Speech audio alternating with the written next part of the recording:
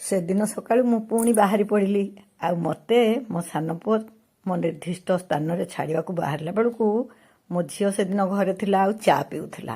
କହିଲା ରହ ମୁଁ ବି ଯିବି। ବୋହୂ ଦିହେଁ ପୁଣି ସାଙ୍ଗେ ସାଙ୍ଗେ ବାହାରି ଆସିଲେ ମୋତେ ବିଦା କରିବାକୁ। ଆରେ ମୁଁ ଏଇନା ଯିବି, ସନ୍ଧ୍ୟାକୁ ଫେରିବି, ଏତେ କ'ଣ ମୋତେ ବିଦାୟ ଦେଉଛ? ମୋତେ ଭାରି ହସ ଲାଗିଲା, ପୁଣି ଖୁସି ବି ଲାଗିଲା। ହଁ, ସଂସାରରେ ଏଇ ସ୍ନେହବନ୍ଧନଠୁ ବଡ଼ କଥା ବା ଆଉ କ'ଣ ଅଛି?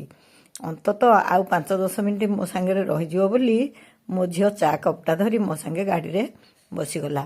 ଆଉ ମୁଁ ଗାଁ ମୁଣ୍ଡ ଦେଇ ଯାଉଥିଲି ମୋର ଯେଉଁଠି ମୁଁ ମୋ ଯାତ୍ରା ଆରମ୍ଭ କରିବି। ଆଜିର ଯାତ୍ରା ଗୋଟେ ନିଆରା ଯାତ୍ରା ଥିଲା। ଆଉ ଯାତ୍ରା ସଙ୍ଗୀ ବି ଥିଲେ ଜଣେ ନିଆରା ମଣିଷ। ଜଣେ ତ ନୁହେଁ, 2 ଜଣ। ହେଇପରା, ଜଣେ ଲୋପା ଅପା ଆଉ ଜଣେ ବାସନ୍ତୀ ଅପା। ଆମକୁ ଛାଡ଼ି ଦେଇ ପିଲାମାନେ ଫେରି ଆସିଲେ। ଆଉ ମୁଁ ତ ଗାଡ଼ିରେ ବସି ପଡ଼ିଲା ପରେ ଆମେ ଗୋଟେ ଅଲଗା ରାଜ୍ୟକୁ ଚାଲିଯାଉ। ଏତେ ସୁନ୍ଦର ଆଲୋଚନା ହୁଏ ଆମ ଭିତରେ, ମନ ବହୁତ ଖୁସି ଲାଗେ। ବହୁତ ତାତ୍ତ୍ୱିକ କଥା, ଯାହା ସମସ୍ତଙ୍କ ପାଇଁ ଆନନ୍ଦଦାୟକ। ଏମିତି କଥା ହେଇ ଆମେ ଯାଇ ପହଞ୍ଚିଗଲୁ ଗୋଟେ ନିଆରା ଅନୁଷ୍ଠାନରେ। ଆଉ ଦେଖିଲେ, ଆରମ୍ଭରୁ ହିଁ ତାର ନିଆରାପଣ ବାରି ହେଇଯାଉନି। କେତେ କୁନି କୁନି ଗାନ୍ଧୀ ଅପା ସେମାନଙ୍କ ମେଳରେ ରହି ଖୁବ୍ ସୁନ୍ଦର କଥାବାର୍ତ୍ତା କରୁଥିଲେ। ଆଉ ମୋତେ ଲାଗୁଥିଲା ଏ ଗାନ୍ଧୀମାନଙ୍କ ମେଳଟାକୁ ସେ ବହୁତ ଉପଭୋଗ କରୁଥିଲେ। ତେଣୁ ମୁଁ ସାଙ୍ଗେ ସାଙ୍ଗେ ଭିଡ଼ିଓ କରିବା ଆରମ୍ଭ କରିଦେଲି। କାହିଁକିନା ଏଇଟା ତ ମୋର ଗୋଟେ କାମ। ମୁଁ ଯୁଆଡ଼େ ଯିବି, ମୋ ଯିବା ଆସିବା କଥା ଆପଣମାନଙ୍କୁ କହିବି। ବିଶେଷ ଭାବରେ ଯାହା ଭଲ ଲାଗିବ, ଯାହା ଶିକ୍ଷଣୀୟ ହେଇଥିବ, ତାହା ତ ନିଶ୍ଚୟ କହିବି। କୁନି କୁନି ଗାନ୍ଧୀ ମେଳରେ ଜଣେ ଆଦର୍ଶବାଦୀ ମହିଳାଙ୍କୁ ଦେଖି ମୋ ମନ ବି ଖୁସିରେ ପୁରି ଉଠୁଥିଲା। ଏତେବେଳକୁ ମନ ମୋର ଆହୁରି ଖୁସି ହେଇଗଲା। କାହିଁକି ନା ଏମାନେ କ'ଣ କହୁଛନ୍ତି ଆପଣଙ୍କୁ ଶୁଭୁଥିବ ନିଶ୍ଚୟ। ଆମେ 2 ଜଣ ମିଶିକି ଅଡିଓ କ୍ଲିପଟା ବହୁତ ଭଲ ଥାଏ, ଆଞ୍ଚଳିକ ଭାଷା ଥାଏ। ଠିକ୍ ଅଛି। ମୟୂରଭଞ୍ଜରୁ ଆସିଥିବା ଏ କଳାପ୍ରେମୀ ଯୁଗଳ ଦମ୍ପତି ତାଙ୍କର ଆନ୍ତରିକତା ଜୀବନସାରା ପ୍ରତି ଅଭିବ୍ୟକ୍ତି କରୁଥିଲେ। ଖାଇବା ଜାଗାରେ ମୋର ପ୍ରମିଳା ଆପଣଙ୍କ ସାଙ୍ଗେ ଦେଖା ହେଇ ମନ ଆହୁରି ଖୁସି ହେଇଗଲା। ଏଇ ସୁନ୍ଦର ଅନୁଷ୍ଠାନଟି ଯେଉଁ ଏ କାର୍ଯ୍ୟକ୍ରମଟି ହେଉଥିଲା ଦଶପଲ୍ଲାର ମେଳିଆତୋଟା ସ୍ୱାଧୀନତା ସଂଗ୍ରାମ ପାଇଁ ଯେଉଁଠି ତେଣୁ ମୁଁ ନିବେଦନ କରିବି ମଞ୍ଚ ଆସିଥିବା ସମସ୍ତ ଅତିଥିବୃନ୍ଦଙ୍କୁ ଆଗରେ ଆମେ 5ଟି କଳସ 5 ବର୍ଷର ପୂର୍ଣ୍ଣ ଅବସରରେ ସେଇଠି 5ଟି ଦୀପକୁ ପ୍ରଦୀପ ପ୍ରଜ୍ୱଳନ କରି ଘଟଣା ଥିଲା କଂସଙ୍କର ମଞ୍ଚ ପ୍ରବେଶ। ତାପରେ ଯାଇ ଏଇ 5 କଳସ ପାଖରେ ପ୍ରଦୀପ ପ୍ରଜ୍ୱଳନ କରାଗଲା। କାହିଁକି ନା ଏ ଅନୁଷ୍ଠାନଟି ଆଜି 5 ବର୍ଷରେ ପଦାର୍ପଣ କଲା। ସତରେ ଭାରି ଖୁସି ଲାଗୁଥିଲା। ଆଜି ଏ ମେଳିଆତୋଟାରେ କାହିଁ କେନ୍ଦୁଝର, ମୟୂରଭଞ୍ଜ, ବରଗଡ଼, ଝାରସୁଗୁଡ଼ା, କୋରାପୁଟ, ଢେଙ୍କାନାଳ, ଅନୁଗୁଳ ସବୁଆଡ଼ୁ ଆସିକି ସମସ୍ତେ ସାହିତ୍ୟପ୍ରେମୀ ଏକାଠି ହେଇଥିଲେ। ଆଉ ଏଇ ସୁନ୍ଦର ସଂଗଠନଟିର ସଂଗଠକ ବା ସଂଯୋଜକ ଥିଲେ ପ୍ରଭାତ ଭାଇ, ଯାହାଙ୍କୁ ଦେଖିଲେ ହିଁ କିଛିଟା ନିଆରାପଣ ବାରି ହେଇଯାଏ। ଆଉ ଯାହାଙ୍କୁ କହେ ଆପଣ ସବୁବେଳେ ହିଁ ଗାନ୍ଧୀ ପୋଷାକ ପିନ୍ଧନ୍ତୁ, ପୁରା ଗାନ୍ଧୀଙ୍କ ପ୍ରତିମୂର୍ତ୍ତି ପରି ହିଁ ଦିଶୁଛନ୍ତି। ଦେଖିଲେ ତ କିଭଳି ଭାବରେ ସଜା ହେଇଛି। ଆଉ ଓଡ଼ିଶାର ସବୁ ମହିୟସୀ ମହିଳାମାନଙ୍କୁ କେମିତି ସେଠି ସମ୍ମାନ ଦିଆଯାଉଛି, ସେଇ ମହିଳାମାନଙ୍କ ସଙ୍ଗରେ ଆଉ କଥା ସମ୍ରାଟ ସୁରେନ୍ଦ୍ର ମହାନ୍ତିଙ୍କୁ ଦେଖି ମୁଁ ପ୍ରଶ୍ନଟିଏ ପଚାରିଲି। ମୋତେ ସଙ୍ଗେ ସଙ୍ଗେ ପ୍ରଭାତ ଭାଇ କହିଲେ, ଜାଣିନାହାନ୍ତି କି ଅପା, ଆମର ଧୁଆମଡ଼ା ଗାଁରେ ପରା ସୁରେନ୍ଦ୍ର ପାଠାଗାର ବୋଲି ଗୋଟିଏ ସୁନ୍ଦର ଯୋଜନା ଚାଲିଛି। ଆଗକୁ ନିଶ୍ଚୟ ମୁଁ ଯାଇ ଧୁଆମଡ଼ା ଗାଁରେ ପହଞ୍ଚିବି। ଆଉ ସେ ପାଠାଗାରଟି କେମିତି ଗାଁର ମହିଳାମାନଙ୍କୁ ମାନେ ସାହିତ୍ୟ ସହିତ ପରିଚିତ କରାଉଛି ତାହା ଦେଖିବି। ଅପା ଥିଲେ ଏହି ଅନୁଷ୍ଠାନର ଜଣେ ବିଶିଷ୍ଟ ଶୁଭେଚ୍ଛୁ। ଆଉ ତାଙ୍କରି ଆନ୍ତରିକତାରେ ଅନୁଷ୍ଠାନଟି ଧୀରେ ଧୀରେ ପୁଷ୍ଟ ହେଉଛି। ଆଉ ପ୍ରଭାତ ଭାଇଙ୍କର ସାଂଗଠନିକ ଦକ୍ଷତା ଆଉ ତାଙ୍କର ପ୍ରତ୍ୟେକ କ୍ଷେତ୍ରରେ ନିଆରାପଣ ଯେତେ କହିଲେ ବି କମ୍ ପଡ଼ିବ। ଆଉ ବାସନ୍ତୀ ଅପା ବି ତ ସବୁବେଳେ ସେଠିକି ଯାଆନ୍ତି। ତାଙ୍କର ସମୟ ଦେଇ ସେ ଅନୁଷ୍ଠାନଟିକୁ ଆଗକୁ ନେବା ପାଇଁ ଚେଷ୍ଟା କରନ୍ତି। ଆମେ ତିନିହେଁ ସାଙ୍ଗ ହୋଇ ସକାଳୁ ସକାଳୁ ବାହାରି ଯାଇଥିଲୁ। ଏହି ସୁନ୍ଦର ଅନୁଷ୍ଠାନଟିରେ ପହଞ୍ଚିଲା ପରେ ମୋର ମନେ ହେଲା ମୁଁ କୌଣସି ସଭା ସମିତିକୁ ଆସିନି, ଆସିଛି ମୋର ଗୋଟିଏ ପରିବାରକୁ। ଦେଖୁନାହାନ୍ତି, ସବୁ ଏଠି ଭିନ୍ନ। ସେ ଫୁଲ ତୋଡ଼ାଟିଏ ହଉ ବା ଆତିଥ୍ୟ ହଉ, ଦେଖିଲେ ତ କେମିତି ପିଠାର ପସରା ଖୋଲିଥିଲା।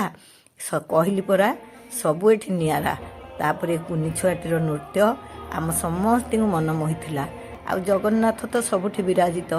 ଜଗନ୍ନାଥ ନଥିଲେ ଆମ ଓଡ଼ିଆମାନଙ୍କର କୌଣସି କାର୍ଯ୍ୟକ୍ରମ ପୂର୍ଣ୍ଣ ହୋଇପାରେ ନାହିଁ। ସବୁଠୁ ଖୁସି ଲାଗୁଥିଲା ଏତେ ଭିତରେ ସବୁ ପ୍ରକାର ମାନେ ଯେଉଁମାନଙ୍କ ଭିତରେ ଟିକେ ପ୍ରତିଭା ଅଛି ସେ ସମସ୍ତଙ୍କୁ ଖୁବ୍ ସୁନ୍ଦର ଭାବରେ ପ୍ରଭାତ ଭାଇ ସେଠି ଏକାଠି କରିଥିଲେ। ନାଚ ଗୀତ କବିତା ପାଠ ସବୁକିଛି ଦାସକାଠିଆ ପାଲାର ସବୁ ଦକ୍ଷ କଳାକାରମାନଙ୍କୁ ବୟସ୍କ କଳାକାରମାନଙ୍କୁ ସେଠି ସମ୍ବର୍ଦ୍ଧିତ କରାଯାଉଥିଲା। ସବୁ ଦିଗରୁ ମନଟା ମୋର ବହୁତ ଖୁସି ଥିଲା। ଏସବୁ ଭିତରେ ଗୋଟିଏ ଅସୁବିଧା ଥିଲା ଯେ ଆମ ସମସ୍ତଙ୍କର ଭିନ୍ନ ଭିନ୍ନ କାମ ରହିଥିବାରୁ ଆମେ ସମ୍ପୂର୍ଣ୍ଣ ଭାବରେ ସେଦିନର କାର୍ଯ୍ୟକ୍ରମଟିକୁ ଉପଭୋଗ କରିପାରିଲୁ ନାହିଁ। ଆମକୁ ଖୁବ୍ ଶୀଘ୍ର ଫେରିବାକୁ ପଡ଼ିଲା। କେଉଁ ବିଷୟରେ ସଚେତନତା ଏଠି ନାହିଁ। ସେଇଟା ଆମର